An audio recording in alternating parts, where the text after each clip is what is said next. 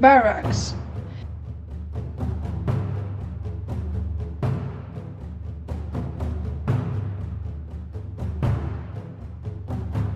Inside Aquis Querquennis there are 6 soldiers' barracks, lines of rooms in buildings facing each other around a courtyard with wells to collect and use the rainwater.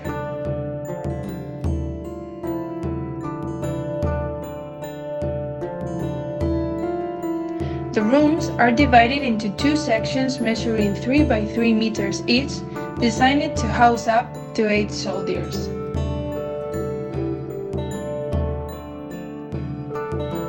One of them serves as the bedroom with bunk beds for sleeping.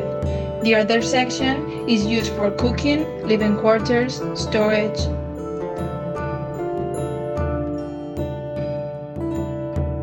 In front of each of the cabins there is also an oven to bake bread and other food.